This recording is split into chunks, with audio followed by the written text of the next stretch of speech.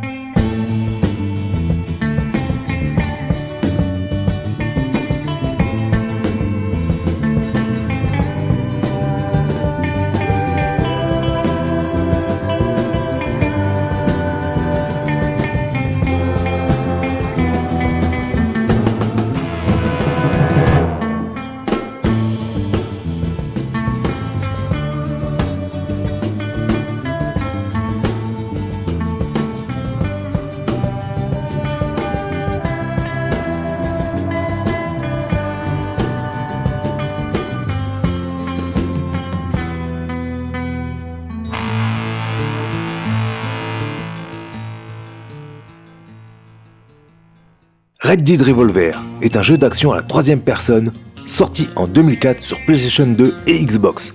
Mais, contrairement à ce que beaucoup pensent, ce n'est pas à l'origine un jeu Rockstar.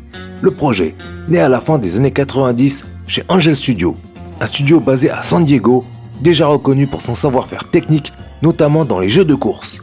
On leur doit par exemple Minton Madness 2 ou encore Smuggle Run, développé en collaboration avec Rockstar.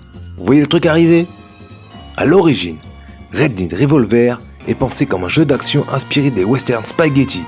Le jeu porte déjà ce nom et son développement est financé et encadré par Capcom qui confie le projet à Angel Studio. Mais très vite, le développement rencontre des difficultés. Le rythme est lent, la direction manque de clarté et un décalage se crée probablement entre la vision japonaise de Capcom et celle du studio américain. Capcom finit par abandonner le projet. C'est en 2002 Rockstar rachète Angel Studio qui devient alors Rockstar San Diego. Avec ce rachat, la décision est prise de reprendre le projet Red Dead Revolver. Le jeu est recentré sur une structure plus linéaire, découpée en missions, avec une emphase beaucoup plus marquée sur l'action et les gunfights. À sa sortie, le jeu reçoit un accueil mitigé. S'il est salué pour son ambiance, sa direction artistique et son identité western très marquée, il est aussi critiqué pour sa jouabilité rigide, ses déplacements lourds, une visée compliquée à ajuster et une caméra capricieuse dans les espaces étroits. Pour Rockstar, Red Dead Revolver n'est pas encore un chef-d'œuvre, mais c'est un terrain d'expérimentation. Un premier pas qui posera les bases de ce que deviendra quelques années plus tard Red Dead Redemption. Un western plus mature, plus ouvert et bien plus narratif. Ici, on ne survit pas sans dégainer, car le Far West est sale, violent et parfois injuste. Lâche un like comme un coup de revolver. Abonne-toi avant que la poussière ne retombe et commente si toi aussi tu veux devenir une légende de l'Ouest. Ladies and gentlemen, start your engines.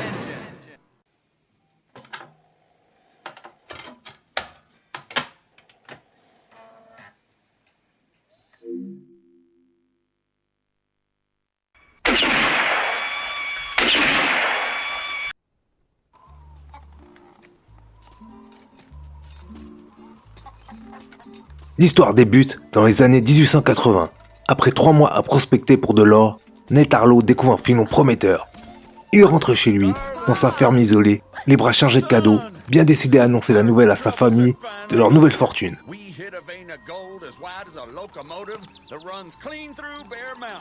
Hey, Pa, where'd you get that? Isn't she a beaut? Yeah. Can I hold it? She's one of a pair, only two in the whole world. Where's the other one? My partner Grip has it.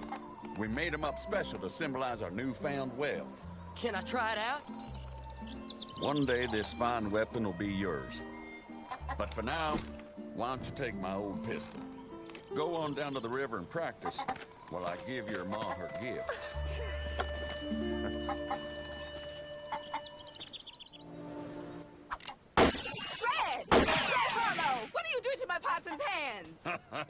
Now don't henpeck the boy. Next trip into town, I'll buy you a whole bunch of new pots and pans. Mais ces joyeuses retrouvailles sont violemment interrompus quand un groupe de bandits font pleuvoir les balles sur la ferme familiale. Ned Harlow et sa femme sont brutalement assassinés sous les yeux de leur fils Red par le colonel Darren. Au milieu de l'incendie, le revolver de son père gît dans les flammes ardentes. Sans réfléchir, Red s'en empare et tire. Une vague de douleur le traverse. L'arme lui échappe des mains et lorsqu'il les ouvre à nouveau, il découvre la marque brûlante de la crosse du pistolet. Le scorpion est désormais gravé en lui.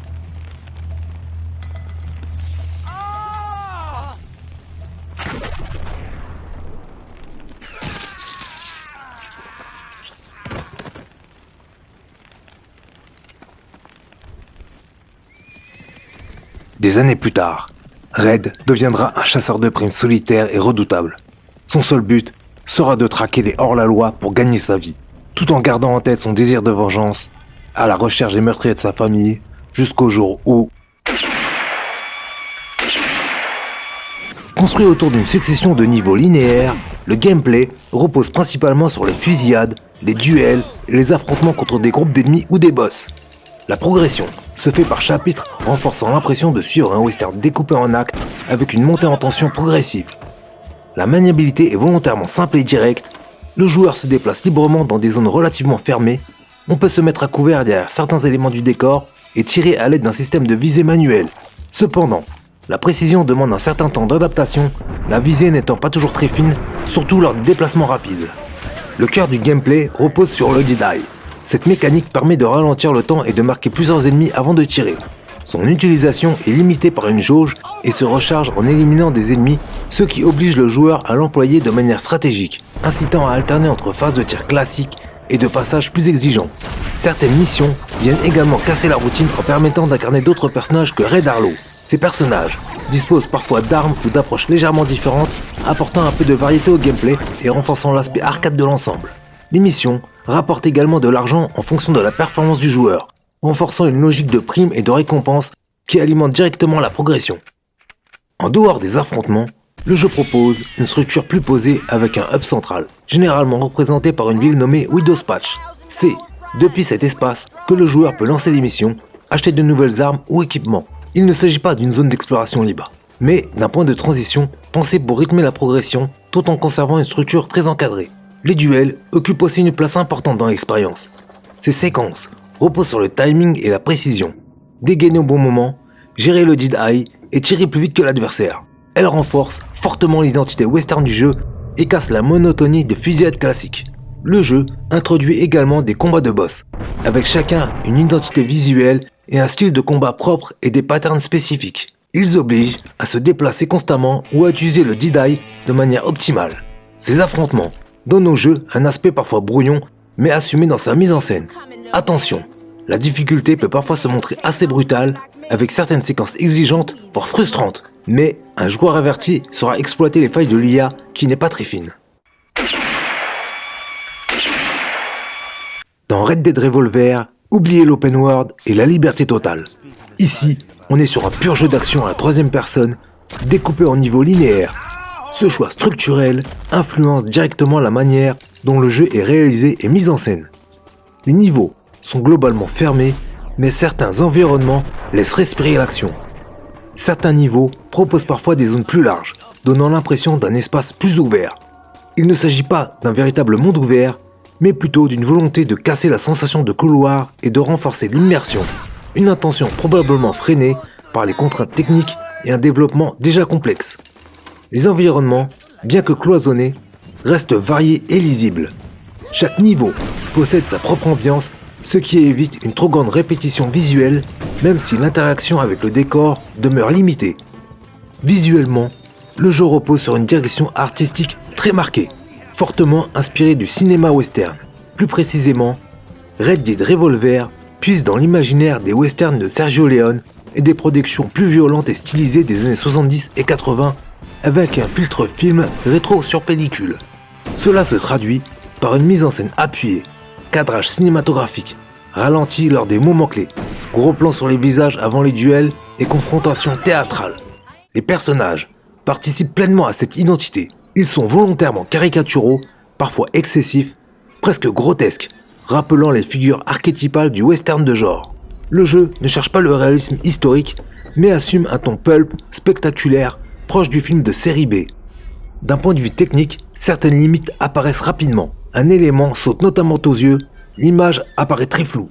Ce flou est lié à plusieurs choix techniques de l'époque, comme l'utilisation d'effets de post-traitement et une résolution relativement basse, courante sur Xbox, mais surtout sur PlayStation 2.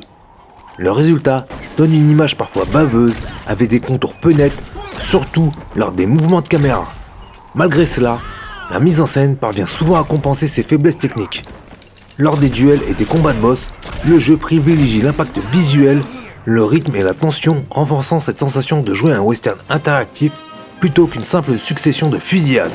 Dans l'ensemble, Red Dead Revolver propose une réalisation imparfaite mais profondément marquée par une identité cinématographique forte.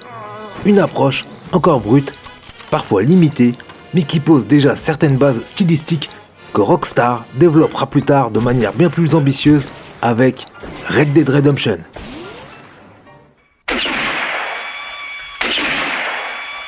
La bande-son joue un rôle central dans l'ambiance du jeu. Elle s'inscrit clairement dans la tradition du western cinématographique en s'inspirant des musiques de films de genre et plus particulièrement de l'héritage laissé par les western spaghetti popularisés par des compositeurs comme Ennio Morricone. Les compositions alternent entre thèmes tendus lors de fusillades, morceaux plus lents et pesants pendant les phases d'exploration et musique plus appuyée lors des duels et des combats de boss. Ces thèmes remplissent efficacement leur rôle, accompagner l'action et renforcer la tension. La musique ne cherche pas la subtilité mais l'impact. Elle s'appuie sur les moments clés, accentue les face-à-face et participe pleinement à cette mise en scène très théâtrale, presque excessive, qui définit l'identité du jeu. Les doublages, eux, s'en sortent globalement bien. Les voix en anglais collent aux archétypes des personnages, pistolet rose taciturne, bandit exubérant, figure autoritaire ou grotesque. Le jeu adopte un ton volontairement caricatural en cohérence avec son univers pulp, ce qui rend certaines performances volontairement surjouées mais rarement hors sujet. Les dialogues sont souvent courts, efficaces et servent avant tout à la mise en scène. On n'est pas dans une narration très bavarde, mais dans une approche proche du cinéma où les silences et les regards comptent autant que les mots. Les bruitages, enfin, participent fortement au ressenti des affrontements. Les coups de feu sont secs, puissants et donnent une vraie sensation d'impact. Les ricochets, les explosions et les cris renforcent le côté brutal et violent du Far West tel que le jeu le représente. Dans l'ensemble, la bande-son, les doublages et les bruitages forment un ensemble cohérent, parfaitement aligné avec l'ambiance western sombre, sale et violente que Red Dead Revolver cherche à imposer.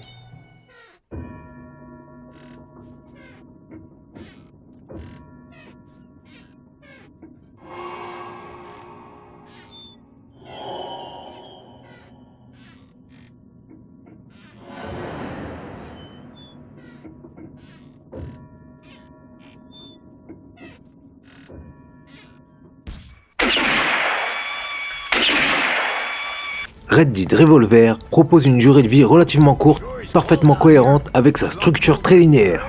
La campagne principale se termine généralement en 8 à 10 heures selon le niveau de difficulté choisi et la maîtrise du système de tir.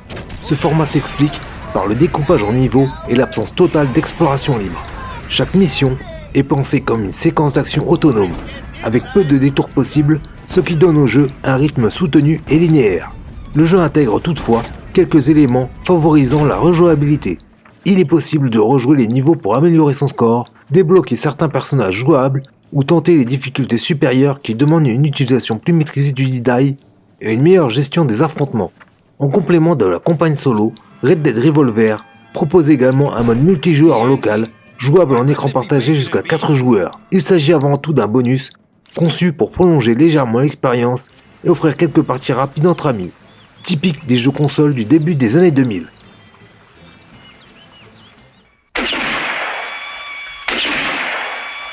Red Dead Revolver n'est peut-être pas le chef-d'œuvre que Rockstar deviendra capable de produire avec Red Dead Redemption, mais il reste une expérience unique, brute et sincère. Le jeu assume pleinement ses limites techniques et sa structure linéaire, tout en offrant une ambiance western très marquée, une mise en scène cinématographique et un gameplay direct où chaque duel ou fusillade compte. Avec sa durée de vie concise et sa bande-son inspirée, Le jeu se vit comme un film interactif, intense et nerveux, qui va droit à l'essentiel. On sent déjà poindre, derrière ses imperfections, les idées que Rockstar développera plus tard, donnant naissance à l'univers gigantesque et ouvert de Red Dead Redemption. Pour celles et ceux qui aiment le western, l'action et les duels à l'ancienne, Red Dead Revolver mérite d'être redécouvert. Pas pour sa technique ou sa longueur, mais pour son style, son ambiance et son audace à proposer un vrai western en arcade sur console. Alors oui, c'est un hidden gem, mais à une condition. Il faut l'aborder en connaisseur ou nostalgique du western et être prêt à fermer les yeux sur ses défauts techniques. Pour un joueur moderne, ce sera surtout intéressant pour l'histoire de la franchise et le côté précurseur de ce que Rockstar allait faire ensuite. Une pierre angulaire, parfois imparfaite, mais absolument incontournable pour comprendre d'où vient la magie de Red Dead. Merci d'avoir regardé, likez, commentez et partagez. Abonnez-vous pour ne pas rater mes prochaines aventures. À bientôt, dans les pieds dans le pad.